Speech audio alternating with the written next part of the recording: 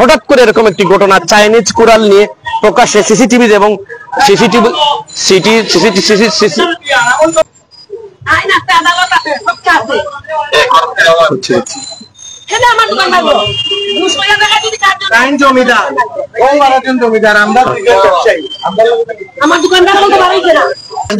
ছুরিকাঘাত করা হয়েছে মর্মান্তিক ভাবে। এটার আসামিও রায়হান। তিনি কি কোন রাজনৈতিক দলের? আমরা জানি না রে ফুট, আমরা বাসা ওই দুতলা দেখা যায় আমার 12 তলা, বুঝছেন? আমরা এখন খবর পাইছি যে আমার দোকান ভাঙি লাগছে, ও দবি আমরা আইছি, আর জানি না কিছু রে ফুট। আমরা কেবা খারা ও আমার বাসা ও দোকানদারে কইতে পারবো, ও তার নাম রায়হান নাম, ও তারে জিজ্ঞাসা করব। এই যে দিন দুপুরে একটা ঘটনা ঘটছে, এটা আপনারা কি আইনি পদক্ষেপ নেবেন? আমরা নিমু, আমরা নিমু, আমার নিমু, আমি নিতেইব।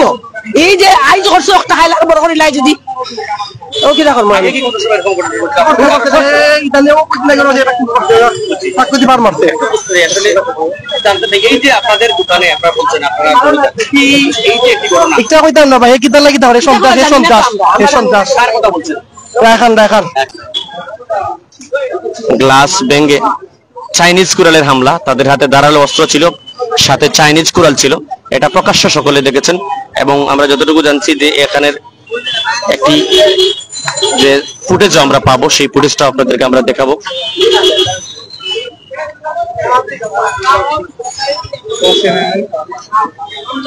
এটা হচ্ছে 10 mm গ্লাস।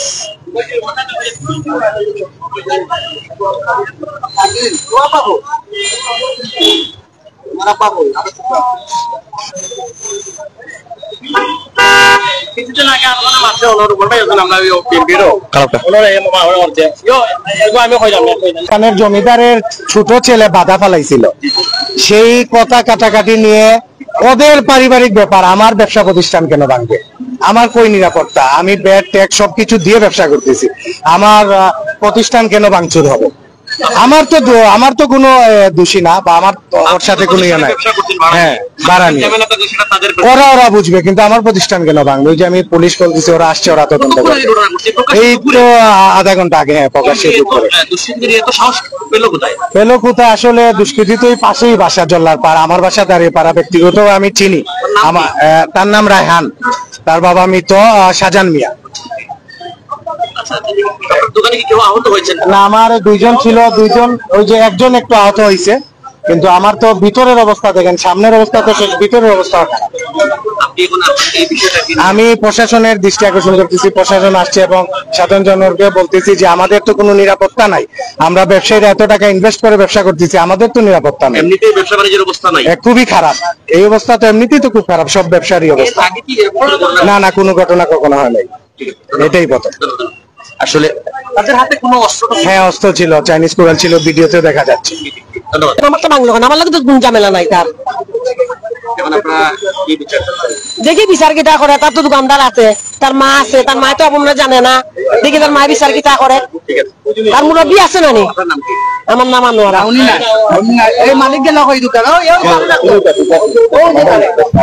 যারা রয়েছেন সবাইকে আমরা জানাতে চাই, এই মুহূর্তে আমরা রয়েছি সিলেট শহরের জিন্দাবাজার যে জল্লারপাড় রোড রয়েছে, সেই জল্লারপাড় রোডে অভিযোগ সাপেক্ষে আমরা পরবর্তী আইনগত ব্যবস্থা নিব। এখন আমরা অভিভাবককে অনুরোধ করবো যে শান্ত থাকার মতো। ঘটনা দেখলাম, এখন ভাঙচুর দেখলাম, দোকান ভাঙচুর দেখলাম, গ্লাস ভাঙচুর দেখলাম। তারা ভাঙচুর করেছে কিছু না, প্রাথমিক তথ্য উনি একজনের নাম বলেছে, ওনার কথা শুনেছে। আর ভিডিও ফুটেজ দেখবো আমরা, তথ্যদের সাথীরা জিজ্ঞাসা করবো প্রয়োজনীয় ব্যবস্থা। ঠিক আছে। এই যে সিলেট শহরে দিন দুপুরে এরকম একটা দুঃসাহস আসলে পুলিশ প্রশাসনের প্রতি সাধারণ জনগণের উপর একটা এটা হইলো একদম অপ্রত্যাশিত ঘটনা। তার কারণে উপর থেকে একটা বোতল পড়ছে, এই বোতল পড়া নেই ঘটনা সূত্র, এটা একটা অপ্রত্যাশিত ঘটনা। ঠিক আছে, সিসিটিভি ফুটেজে সবকিছুই দেখা যাবে। এবং যারা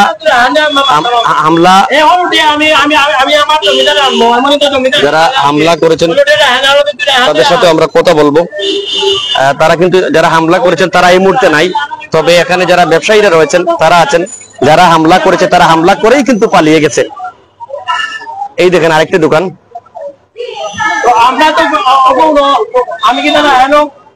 একেবারেই ব্যঙ্গে চৌচির। আপনারা দেখেছেন আধুনিক টিভির মাধ্যমে আমরা লাইভে সিলেটের সব খবর দেখিয়ে থাকি।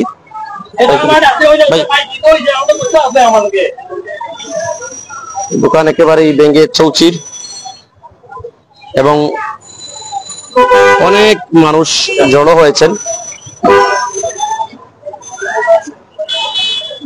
হঠাৎ করে দুটি দোকানে একই সাথে হামলা হয়েছে চাইনিজ কুড়াল দিয়ে।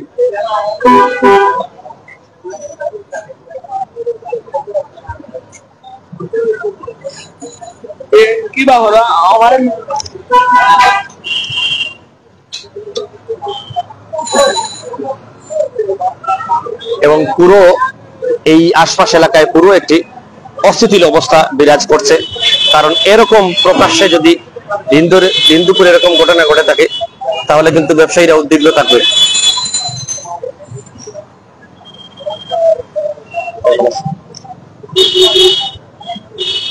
ইতিমধ্যে পুলিশ প্রশাসন এসে পৌঁছেছে।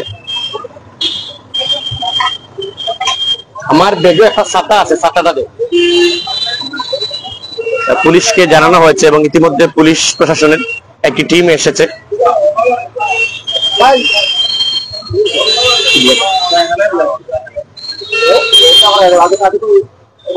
আচ্ছা ভাই, যদি কিছু ঘটনা ঘটনা একটু জানতে পারবো যে কোথায় ঘটনা ঘটছে?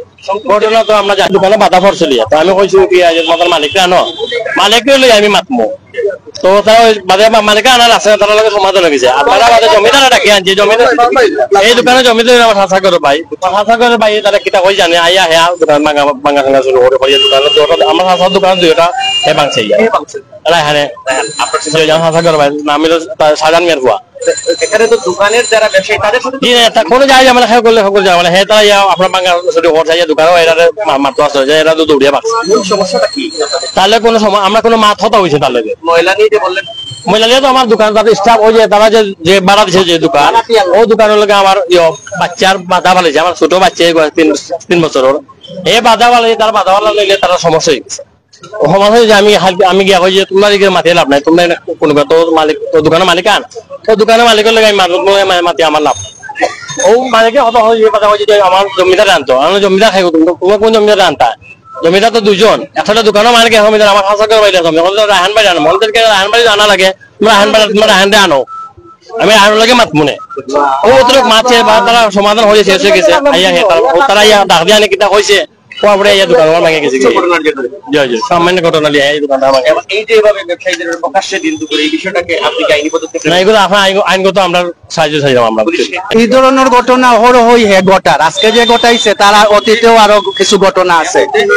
রায়হান যে যার নাম আইছে এবং ফুটেজ আমরা দেখছি, এটা মূল সম্পত্তির যে মালিক যারা 3 পক্ষের এক পক্ষ হইছে বর্তমানে রায়হান তার বাপ মারা যাওয়ার বাদে, এক পক্ষ হইছে রাজন তার বাপ মারা যাওয়ার বাদে, আর এক পক্ষ গুলজার ভাই নিজে আছে তার চাচা রায়হানের চাচা।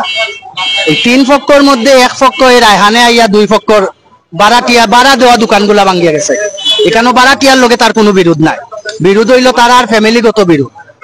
এবং এই ফ্যামিলিগত বিরোধীগুলা বিভিন্ন সময় আরো ঘটছে তারার, কিন্তু এইরকম ক্ষয়ক্ষতি এর আগে কোনো সময় হয়েছে না। আজকে যেটা হইলো এই যে এত সাহস বা এত দুঃসাহস দেখালেন, এখানে এককভাবে এটা খরচ করি মনন নাই, কেন তার আরো কিছু ইন্টারনাল ব্যাপার আছে, কিছু ইন্ধন আছে এখানে, তার কিছু পারিবারিক সম্পদ লইয়া বিভিন্ন ধরনের বিরোধ আছে। এখানে অন্যান্য আরো হয়তো তারে ইন্ধন দিছে। পারিবারিক বিরোধ থাকলে তো বসে শেষ করা যায়, এগুলা অনেকবার বড় হয়েছে, এটাই কথা। এবং কিছুদিন আগে 2 মাস আগে এখানে বড় আর একটা ঘটনা ঘটছে ওয়াকুয়ের, এই রায়হানি জড়িত আছিল, জেলও কাটছে। ওই খারে একজন ফাট করে আমার উপরে দুষাইব, আমি বারবার কইরাম কেন আমার দোকান ভাঙছে, পরে কইব আমি তার দোকান ভাঙি লিছি। আমার লগে তো তার শত্রুতা আমি নাই। যতদিন এটার সমাধান হয়েছে না, আপনি কোন দোকান বন্ধ না, নাইলে কোনো ঘটনা হইলে আমি সব সাংবাদিক বাহিনীর সামনে জানাবো। আমারে কেউ কিছু দুষ্কার না, হ্যাঁ না, ঈদ আবার আমি কেন নিব?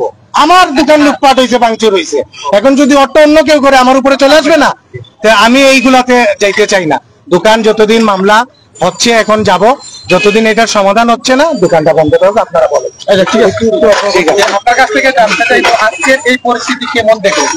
পরিস্থিতিতে আমরা যেটুকু করছে এটা তো দেখলামই। তারপরে ওনার কবির এসে তিনি জানিয়েছেন যে তারা দেখেছেন, পরিদর্শন করেছেন তিনি অভিযোগ দায়ের করলে তারা আইনি পদক্ষেপ নেবে। যারা দেখছেন সবাইকে আমরা বলতে চাই এই মুহূর্তে রয়েছে সিলেটের জিন্দাবাজার জল্লারপাট রোডে এবং জল্লারপাট থেকে সরাসরি দেখছেন আপনারা আধুনিক টিভির এই মুহূর্তের লাইভ।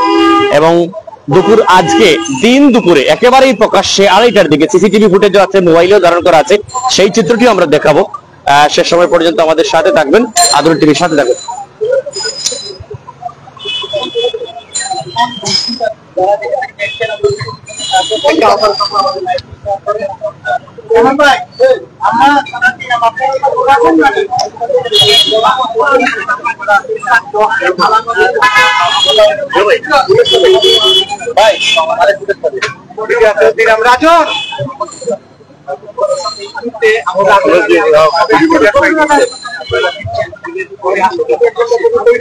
সংক্ষেপ তারা এসে যেতে শেষে একটা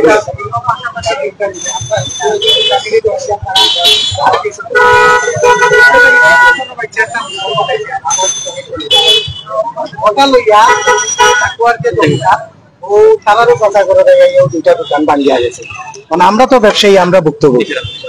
তারা জমিদারের বেজাল থাকতে পারে। ছোট একটা বাচ্চা বোতল পালাইছে, ওটা লইয়া 2টা দোকান।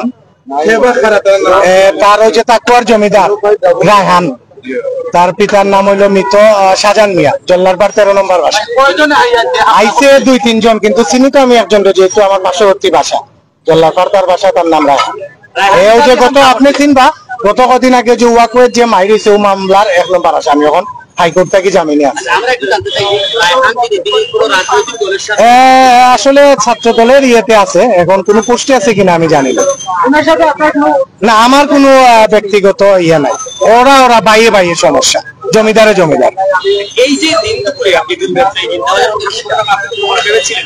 ভাই আমি কইলাম না, আমার বাসা আনো দাঁড়িয়ে পরে, আমার জন্ম, আমি ছোট থেকে বড় হয়েছি রোডও, আমি জীবনে এটা দেখছি না। ছোট ছোট ঘটনা হলে মাইক দাঙ্গা দৌড়িও, কিন্তু এলা দিন দুপুরে এলা বড় বড় প্রতিষ্ঠান হামলা আমি দেখছি না। বারবার একটা কথা আসছে, চাইনিজ কুড়াল। এটা তো ওই যে আমার স্টাফরার নিরাপত্তা নাই। আমি যদি থাকতাম, আমারও তো নিরাপত্তা থাকলো না। আমি যদি আজকে দোকানে উপস্থিত থাকতাম, আমি আটকানির চেষ্টা করলাম না, এটা আমার কোনো নিরাপত্তা থাকলো নিল। হামলা করছে, এটার ভিডিও ফুটেজ আছে, আমরা আপনারা দিলাম। হ্যাঁ, আমি তো এই মাত্র থানায় যাচ্ছি, আমি আইনি পদক্ষেপ অবশ্যই নিব। আমি চাই আইনি ভাবে এটার সমাধান করব। ক্ষয়ক্ষতি এই যে সিসি আছে, আপনারা দেখেন আমার ক্যাশ ভাঙ্গা, আস্তার দোকান ভাঙ্গা, আপনারা দেখতে পাচ্ছেন সরাসরি, আপনারা লাইভ করেন দেখেন, আমার পুরো দোকান ভাঙ্গা, আমার ক্যাশ ভাঙ্গা।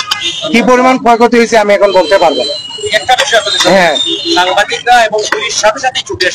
এই জন্য আমি সাংবাদিক ভাই, পুলিশ ভাইদের কাছে এবং আমার দাঁড়িয়েপাড়া ভাইদের কাছে কৃতজ্ঞ যে আপনারা হামলার সাথে সাথে চলে আসছেন। আর সাংবাদিক ভাইরা আসলে এই যে আপনি প্রথম আসছেন, আমি মামুন ভাইকে দেখছি, আরো কয়েকজনকে চিনি, সবাইকে আমি পাশে পাইছি, এই জন্য সব সাংবাদিক ভাইকে অসংখ্য ধন্যবাদ। যারা ছিলেন, আমরা আসলে ঘটনাটি শোনার পরই সাথে সাথে আমি প্রথম চলে এসেছিলাম এবং অন্যান্য সাংবাদিকরাও আসছেন, পুলিশও আসছে। সবচেয়ে বলতে সিলেটের গণমাধ্যম কর্মীরা কিন্তু এখনো কাজ করছেন এবং সত্য বস্তুনিষ্ঠ সংবাদের জন্য তারা লাইভে দেখাচ্ছেন সর্বশেষ বিষয়ে। যারা দেখছেন সবাইকে জানাতে চাই, এই মুহূর্তে আমি রয়েছি সিলেটের জিন্দাবাজার জল্লারপাট রোডে। নাম্বার আছে এবং এই মুহূর্তে জিন্দাবাজার আছি, এখানে খাজা সুপার মার্কেট, যে লিজেন্ড যে প্রতিষ্ঠানটি রয়েছে কাপড়ের এবং ইমপ্রেশন, এই দুটি বিল্ডিং, কাপড়ের শপে গ্লাস ভাঙ্গা হয়েছে, দোকানের ভিতরে হামলা হয়েছে। এই ছিল আমাদের কাছে সর্বশেষ। সবাই ভালো থাকবেন, সুস্থ থাকবেন, আধুনিক টিভির সাথে থাকবেন।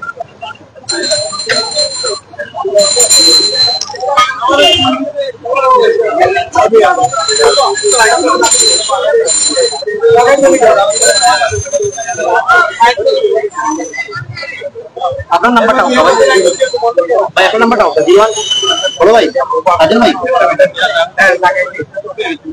আপনার নাম্বারটা 01